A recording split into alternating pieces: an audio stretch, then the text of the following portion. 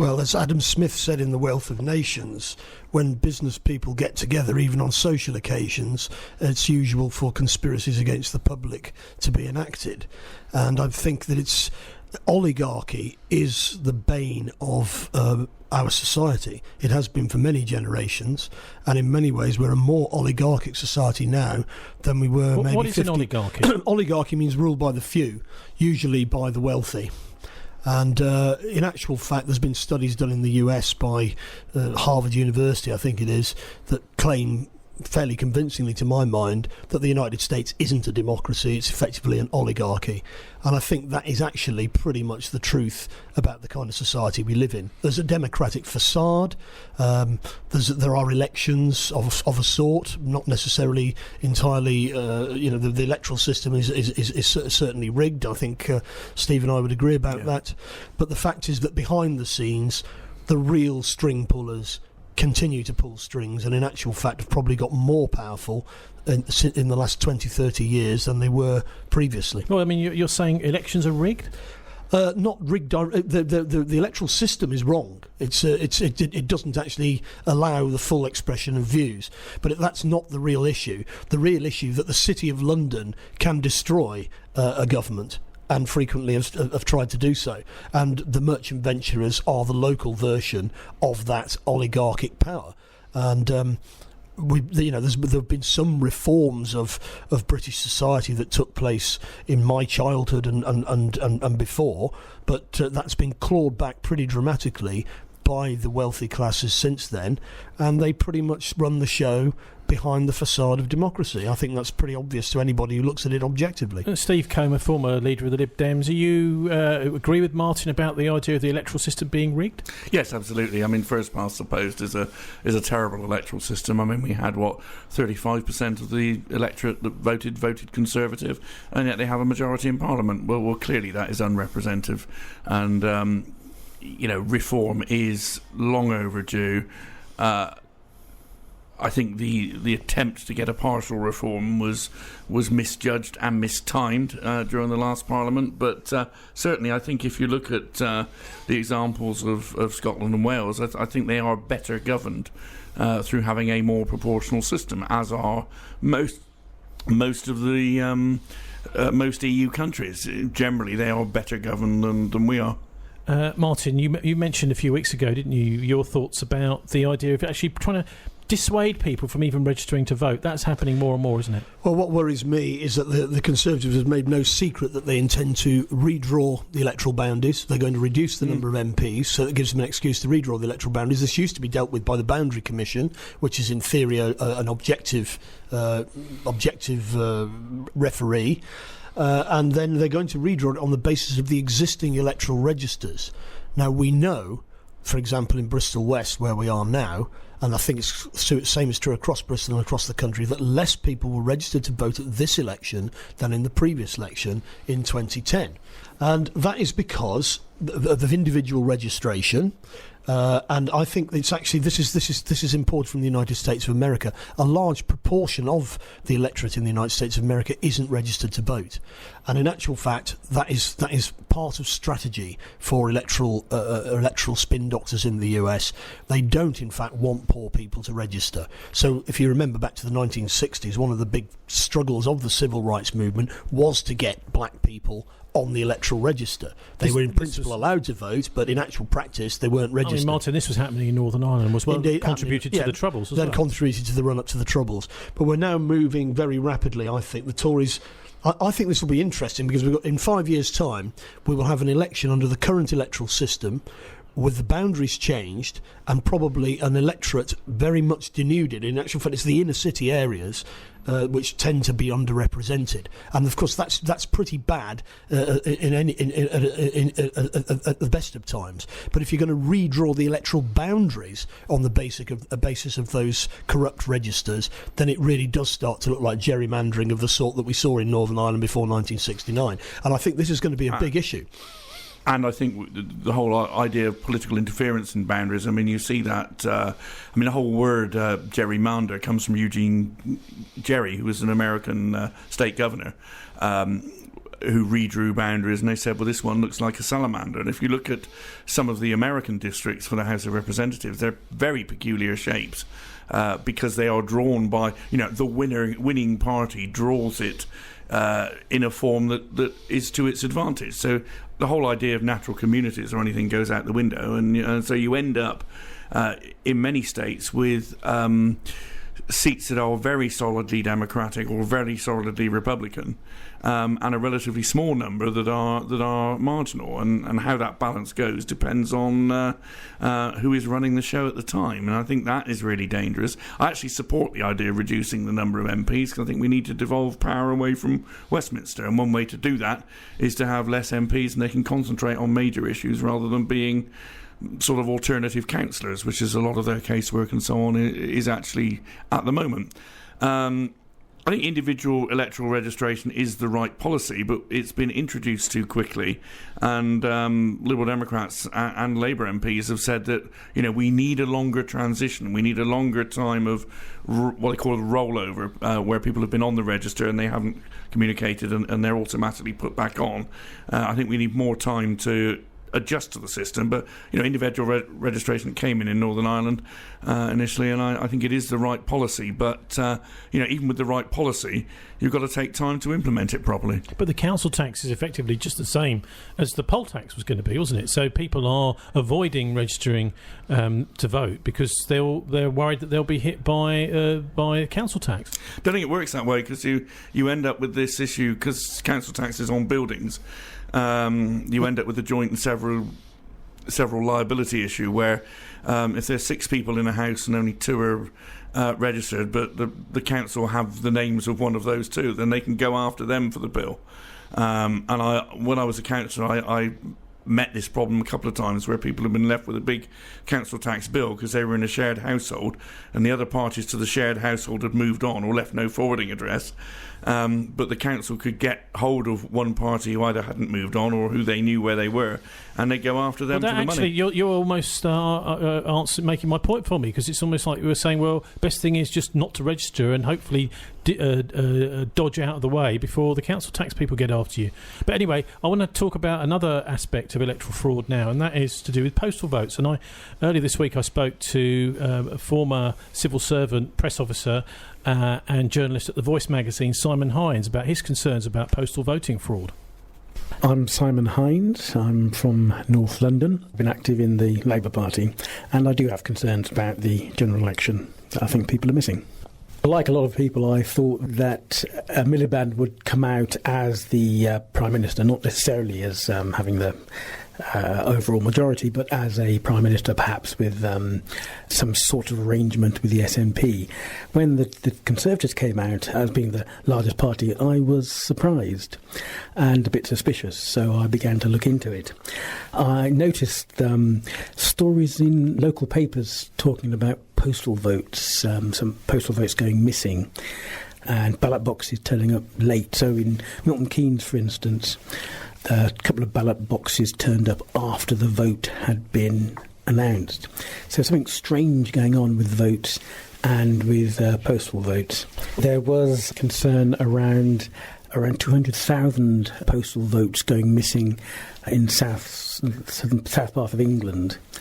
And a woman from the constituency was saying this would definitely be a Labour seat, but it was actually won by a Conservative. That was in the same seat that's relevant to the 200,000 ballots going missing. How secure do you think the whole process of postal voting is then? Well, there's concern that's been acknowledged by the Electoral Commission that postal votes isn't necessarily secure at all and could be subject to manipulation. There certainly has been cases of postal vote fraud going on a local basis, and we've seen that in Tower Hamlets. I think that it was going on a national basis as well. What's the evidence that's come out of Tower Hamlets then? Eric Pickles, who was the Communities Minister, sent someone in to look at Tower Hamlets, and the then Mayor, who was Mr Rahman, was an independent, was actually removed from his post because of allegations around postal voter fraud and other types of fraud. And it was, I think, Labour Party members who actually complained about him. It's been acknowledged that there was significant postal vote fraud in the local elections around Tower Hamlets. What about the difference between the polls before the general election and what happened afterwards? The polls seem to have got it all wrong. Before the election, polls were saying that Labour and Tory were neck and neck. None of the polls actually got it right. We had the post-election poll that the BBC had. They came out with a shock result saying that the Conservatives would win. They were right about that, but actually wrong about the number of seats that the Tories actually gained. So none of the polls got it right. There's still anomalies around the actual result, and people are still puzzled about it. There was a notion of shy Tories and late swing voters that were used to explain the Conservative win. Ipsos Mori has looked into this, and there's 2 reports that they've written that concludes that they can't find the shy Tories, that there weren't any late swing voters, and there was voter fraud that wasn't in the interest of the Labour Party. So that this is their own research that's shown this. And since the election, the PM, David Cameron, has given the former Minister Eric Pickles a job to look into postal votes. And he repeated the issue around Tower Hamlets, but also said he feared that a Tower Hamlets type fraud had actually gone on during the general election. And he said he's spoken to local authority chief executives who also have serious issues with the postal vote. The key to any general election is the marginals. What do we know about what happened there? According to Conservative Home, they did a number of articles in the run-up to the election. Some of the polling results there in March showed that the Labour Party was ahead, around 5% in the marginals, and that they were better organised in the marginals. Another publication, Labour List, said they had some inside information as to why it was that Ed Miliband made that rushed meeting with Russell Brand, presumably to cook up some votes amongst the young for the Labour Party. What Labour List wrote was that Ed Miliband had seen sight of some of the postal vote results, were quite surprised that the Conservatives were ahead, and went to Russell Brand to attempt to mobilise Labour votes to counteract this Tory advantage in the postal vote. What analysis I have seen is that the Conservative vote didn't go up very much. I think it went up about 1.4%. The Labour vote went up a lot more, 3.6%, I think. But most of the increase of the Labour vote was in the marginals. And so I suspect that most of this vote was the postal vote. And that the postal vote could have been a reason as to why a lot of the opinion polls got it wrong. They perhaps hadn't included the postal vote adequately. So my conclusion is that the Conservatives won because of the postal vote, and there looked to be some degree of fraud going on in the postal vote. I mean, isn't it possible that the Conservatives just quietly spent quite a lot of time and effort in making sure that everyone that could do a postal vote, maybe if they're even resident abroad during the time of the election, that they use that vote, and that's actually not fraud, is it? That could be the case. I haven't heard that, and certainly the stuff I've read on the Conservatives' political homes suggests that Labour Party was more organised in the marginal than they were. They were quite worried about it. So, yes, it could be the case that the Conservatives managed to organise themselves around the postal vote, but I haven't come across any evidence to suggest that's the case.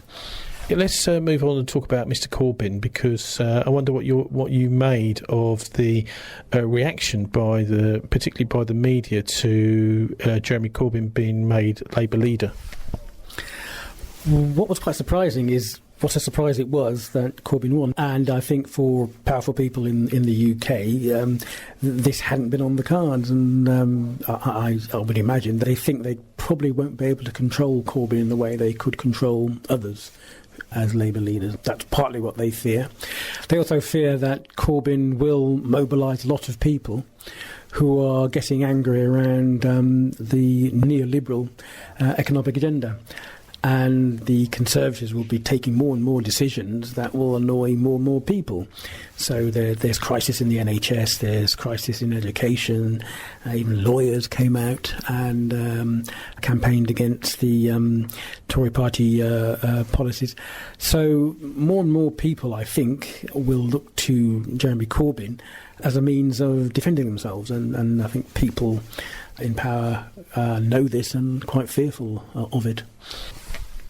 I think even the press are worried about the fact that lots of people are seeing that they haven't been balanced. So there's been a lot of media coverage about how the media has been covering Corbyn and Corbyn's relationship to the media. And I think this reflects fear amongst the media that people, their ordinary readers, regard them as biased. I think that this arises more in the centre-left papers such as The Guardian and The Observer. And in The Observer on Sunday, the editor actually talked about how readers were unhappy with how they've covered Corbyn.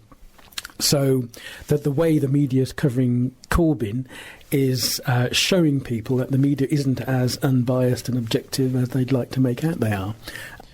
Can you tell us whereabouts we can find you online?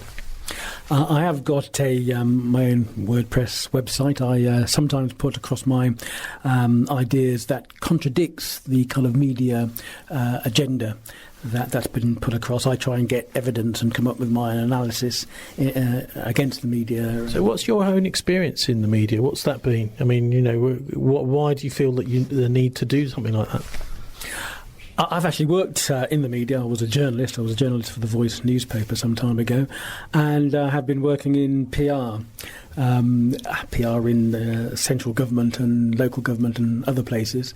So I've got a sort of working interest in the media as well as any personal interest in the media. Your blog?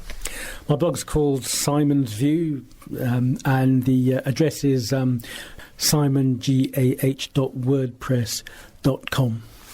SimonGAH at wordpress.com. That's Simon Hinds there. Now, perhaps you first, Steve. He's making some pretty incredible accusations there. And, of course, what he's doing is he's pulling together mainstream news articles, really making a case for a serious investigation into postal voting fraud, which, surprise, surprise, the former Conservative Communities Secretary, Minister Eric Pickles, has been sent to investigate, whereas actually it's his own party that's being accused in many cases of fraud.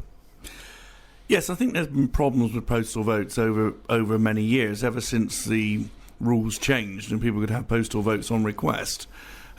Whereas before you had to have a reason to have a postal vote, and so the numbers were much less, and so the scope for fraud was much less. We've had, for instance, the Birmingham case a few years ago where postal vote fraud on a massive scale was uncovered, and that was actually aided by the old system of household registration, because the postal votes were sent to a different address. Now, there have been attempts to tighten that up over the years, and now with the postal votes you have the signature scan and so on. So I think I think it is better than it was, and attempts have been made to improve the mechanics of the system, but there are problems. I take issue with Simon in what he says about no evidence of a late swing. Certainly anecdotally, I know, talking to other Liberal Democrats in seats that were lost to the Conservatives, there are two factors I think that have largely gone unnoticed. One, that there was this huge fear factor about the Labour SNP thing, and they kept hammering that in the national media, but more significantly was on the back of that, the Conservatives did a lot of telephone polling to LibDem voters in LibDem Tory marginal seats to say, it's got to be us, you may not like us particularly, but we're going to be in hock to the dreadful SNP. So that fear factor was played on, particularly in the last 2 weeks. And that wouldn't have affected postal voters, because, of course, one of the issues with postal voters is they vote early. But I think it did have an effect on voters on the day. The other thing was a slight change in electoral law with regard to national spending, and that spending at constituency and indeed ward level in local government is quite strictly controlled as to how much you can actually spend on a campaign. National spending has national limits too, but it's the way national spending is done. And I think when it was set up, we envisaged national spending as being things like poster sites and that that type of generic political advertising, one of the things the Tories have been very good at is actually doing target mailings from the Prime Minister, from the Chancellor of the Exchequer, to selected voters in marginal seats. And they don't have the number of foot soldiers that the Labour Party has in a lot of marginal seats. And in the LibDem Tory marginals, I think they had less foot soldiers than Lib Dems do. But certainly what they do have is much more money. And with much more money, you can do a lot of direct mailing and phoning. Martin, the story quite clearly there about the 200,000 ballot papers which were stolen in the run-up to the May general election, and also the removal of the Mayor of Tower Hamlets over voting fraud over several counts, actually.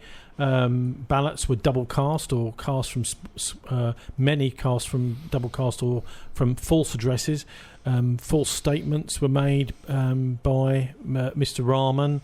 There was bribery, large amounts of money given to organisations who were ineligible to vote, treating people, providing free food and drink to encourage everyone to vote for this guy. And also voters were told it was their duty as a Muslim to vote for Mr. Rahman. But it's the postal vote problem which seems to be the key here to understanding. And there doesn't seem to be any real cross-party look at this. It's only Pickles and the Conservatives that are examining what's going on. Well, I mean, allegations of individual voting fraud, like postal voting fraud, it's very hard to comment on because they're all individual cases. I'll just say this. There's overwhelming evidence that at least 2 presidential elections in the United States have been stolen. I mean, I'm referring to the first election of the Bush regime, if we can call it that, and even the second election of the Bush regime. Voting fraud and gerrymandering are absolutely normal practice in US politics, as is chucking masses of money from the wealthy at the contest. We are gradually becoming more like the United States. That's what happens. We buy in United States spin doctors or whatever to advise our political parties. And what goes on in the United States is pretty much corrupt. There's no doubt about it. And I think that we are going in that direction. I think also the first past the post system has become a joke. At the last election, UKIP, for example, got 4 million votes and 1 MP. Sinn Féin got 4. Yeah, but what are That's we going not right. Martin and Steve, what are we going to do about this? Because all this does is it makes people think, there's no point in voting, the system's fixed. Martin. Well, I think ultimately it will change. When Jeremy Corbyn came to Bristol, I put to him that he ought to actually be interested in reforming the electoral system. That is exactly what happened in New Zealand. The Labour Party in New Zealand split in the early 1980s because the Blairites, or they were called the Rojanomics. Okay, well, that's certainly not going to happen before the next election. Well, no, Steve, it is possibly going to happen before the next election. It might happen before Christmas, Tony. Steve. I think it's a question of you almost want to get the seesaw up, both ends of the seesaw up at the same time. One of the problems is we did have a commitment from the Labour Party in 97 to implementing what was called the Jenkins Report, which was done by the late Roy Jenkins, and into an electoral system, and we would have ended up with something similar to what they have in Scotland. But that was never put forward. A lot in the Labour Party, I think, they liked first past the post, because although it was unfair, they felt it might be unfair in their favour as much as it has been unfair in favour of the Tories. But historically, if you take the long view over 100 years, it's the party that's benefited from first past the post has generally been the Tories. Okay, electoral reform then. Well, let's keep our fingers crossed for that, as people have been doing for decades. Anyway,